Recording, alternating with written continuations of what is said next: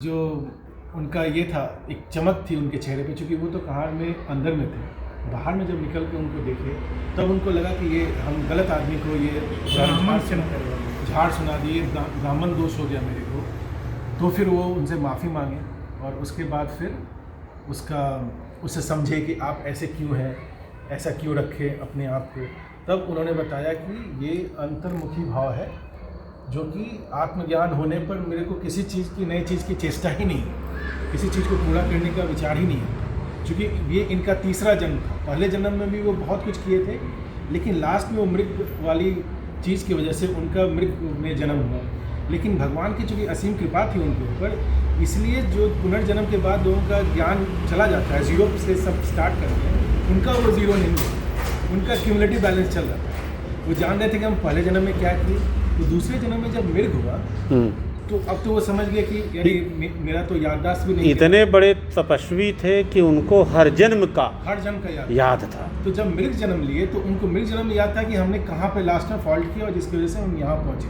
तो पूरा जो मृग का जो भी आयु काल होगा वो एकदम गांव के मतलब जंगल में पूरा बिता दिए, जब उनकी मतलब लगा। और उस मृग जन्म में उनका कोई भी अचीवमेंट नहीं था, वो बस भगवत भाव में एकदम लीन थे कि बस मेरी आयु पूरी हो जाए और हम यहाँ पे प्राण त्याग दें और भगवान की कृपा हो, फिर हमें वो पुनर्जन्म दे नहीं दे वो तो उनको नहीं पता है। फिर भगवान ने देखा ये तो मेरे एक चांस का बहुत अच्छा फ़ायदा उठाया, ये पूरा ही और भगवत भजन कर लिया, क्योंकि और कोई काम किया ही नहीं उसने। तो फिर उसके बाद उसने भगवान को और एक जन्म दिया, उसको मनुष्य योग। इसमें भी उसे दोनों पिछले जन्म का ज्ञान था जो अद्भुत था। ऐसा अभी तक किसी भी मतलब महर्षियों में भी ऐसा नहीं देखा गया जैसे पुनर्जन्म का। तो जब वो ज्ञान उनको आया तब उन्होंने सोचा अब हम कैसे जिए। तब उन्होंने सोचा कि ये अंतर्मुखी होकर मेरे को जीना है, एकदम जड़ भरत। इसीलिए कि जड़ का मतलब जड़ता, कि एक जैसे ही रहना, इनर्शिया कहते हैं, न्यूटन्स फर्स्ट लॉ वही है, जड़ता का नियम। बहुत सही कि आदमी जहाँ स्थिर है, सत्यम ही स्थिर रहना चाहता है, उसी को कहते हैं, बनना लगे। बिल्कुल उसी को कहते हैं जड़ता में रहते थे कि हमको किसी से कोई फर्क नहीं है। और जब ये केतुगण से उनका मुलाकात हुआ, पहले तो वो भी नहीं समझे, बाद में उन्हें लगा कि ये तो हम गलत चले गए, तब उनको पूरा आदर सम्मान दिए। बट फिर वो अपना दिन पूरा करके उनका जड़ भरत का ऐसे कहानी खत्म होता है कि वो फिर भगवान के परम धाम में उन्हें वैकुंठ प्राप्ति हुई, डिफरेंट लोक में उन्हें वो प्राप्त हुआ और आज भी उनका नाम लिया जाता है। तो इससे सीख ये लेनी चाहिए कि जब आपको किसी तरह का ज्ञान हो जाए तो उसको एब्जॉर्व कीजिए। जब आप शो कीजिएगा तो फिर वो चीज़ हो सकता है शायद आपके मतलब फेवर में जाए, नहीं भी जा सकती। तो बहुत ऊंची चीज़, बहिर्मुखी नहीं होना चाहिए। वो कभी भी किसी से भी, इसको कहते हैं पॉजिटिव एफर्मेशन आज के ज़माने में, कि हम जो भी कुछ करते हैं उसको सोचते हैं कि कोई दूसरा यदि सर्टिफाई किया तो वो ठीक है। यदि आप अच्छे दिख रहे हैं तो कैसे, वाइफ भी तैयार हो गई है, कोई तैयार होता है बोलता है कैसे दिख रहे हैं, तो वो बहिर्मुखी स्वभाव है कि हम कैसे दिख रहे हैं। जड़ भरत का था अंतर्मुखी, कि हम जो है वो आत्मा मेरी जान रही है, जीवात्मा को पहचान लेते हैं और पहचानने में उन्हें 2 जन्म लगा वो जड़ता का नियम तक पहुँचने में। तो भगवान के मतलब बहुत अच्छी लीला है, लीन रही है अंदर में ही। और दूसरा, भगवान से किसी भी तरह से अपना मत विश्वास खोइए। जब उन्हें मृग जीवन मिला तब वो भगवान से खफा नहीं हो गए कि ये क्या किया, हम तो पूरा ज़िंदगी तो आपके लिए सब कुछ किया, आपने मेरे को मृग जन्म क्यों दिया।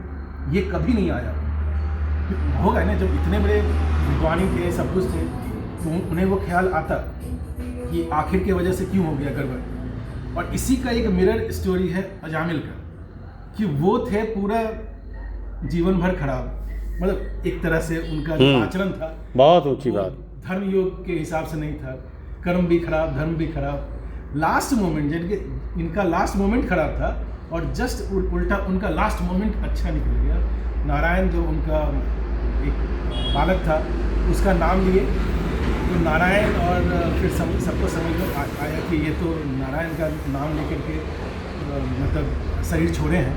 तो उनको सबसे विशिष्ट कर्म मिला, उनको यमराज लेने नहीं आए उनके दूत, लेकिन तब तक में वैकुंठ लोक से उनके दूत पहुंच गए नारायण के।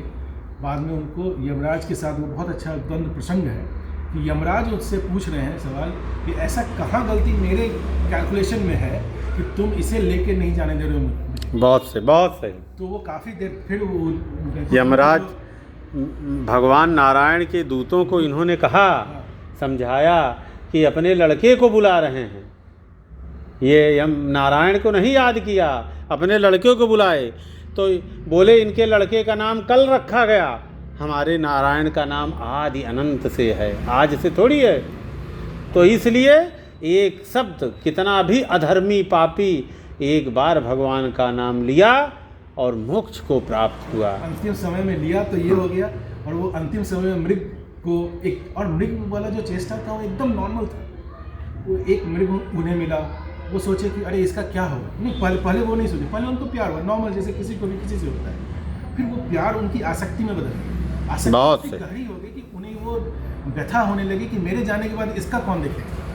और वो लास्ट समय पर भी उनको यही थी कि अरे अब तो मेरा समय पूर्ण होने आया, अब कौन देखेगा। ये चलता ही रहा उनको आखिरी घंटे आखिरी मिनट में। और फिर वो हो गया, और अजामिल का एकदम दूसरा कि अजामिल ने उल्टा किया, वो पूरा कर्म ये होता है प्रेजेंस ऑफ माइंड, बहुत ऊंची बात, सही समय पे सही। और वो भगवान प्रेजेंस ऑफ माइंड के रूप में देख रहे हैं, बट इसमें भगवान की लीला है। वो दिखा रहे हैं अलग अलग तथ्यों से कि ये भी एक मार्ग है, और उस मार्ग को आप लेकर के अपना अचीवमेंट ले सकते हैं। तो बहुत सारा मार्ग है, ये तो एक प्रसंग है, ऐसे ऐसे अनेकानेक प्रसंग है। मतलब पृथ्वी का भी भागवत में पूरा है, जिसके नाम पे ये पृथ्वी पड़ी है, उन्होंने कैसे पूरा संरचना किया। वंशों का पूरा इसमें डिटेलिंग है कि एकदम वो मनु दक्ष प्रजापति कैसे भगवान ने पूरी सृष्टि बनाई, कैसे भगवान ने नारायण ने सृष्टि बनाने का एक थॉट प्रोसेस उनके दिमाग में आया, नारायण के दिमाग में आया कि अरे कब करें क्या, मतलब बनाते हैं तो बनाएगा कौन, चलो पहले ब्रह्मा को बनाते हैं। तो ब्रह्मा को बना दिया, ब्रह्मा को भी हजारों वर्ष तपस्या करने में लगे कि बनाना क्या है और बनाना कैसे है, उसका विवेचना उसे नहीं आ रहा, मतलब जिस तरह से लिखा हुआ है वैसा नहीं बोलने का भगवान का। फिर नारायण ने बताया कि ऐसे ऐसे ये है और ऐसे ऐसे ये होगा। फिर उसके थॉट से ब्रह्मा ने पूरी सृष्टि रची, और बार बार ब्रह्मा जी वो मतलब सोते जागते अवस्था में जाते रहते हैं, तो फिर वो इस तरह के हैं। तो भागवत में तो एक से एक रोचक है, ठीक है, जाके आप कर सकता है। उसका बीच का देखना, यदि तुम समझ सको कहीं पर इम्प्लीमेंट करने लायक तुमको कुछ मिले, तो वो है धर्म का मतलब। कहानी तो हम सुनते हैं बचपन से, उससे कुछ फ़ायदा तो होता है, उसके बीच का line, read between the line, मनन, उसके चिंतन, कहाँ पर वो चीज़ मेक और ब्रेक का एक बहुत छोटा सा थिन लाइन होता है। इस जितनी भी दोनों कहानी अजामिल और इसकी जड़ भरत की, वो मोमेंट का है कि वो यदि वैसा नहीं करते तो एक अलग ज़िंदगी होती। फिर से कि हम लोग ये चर्चा नहीं कर रहे, दोनों भक्त ऐसे नहीं थे जो चर्चा योग्य थे, बहुत सारे भक्त पूरा ज़िंदगी वैसे करते हैं। लास्ट मोमेंट पे वो मृत तृष्णा, और फिर अजामिल का वो नारायण वाच कहते हैं, मतलब वो चीज़ आ जाना जुबान पर, वो दोनों पूरा काया पलट।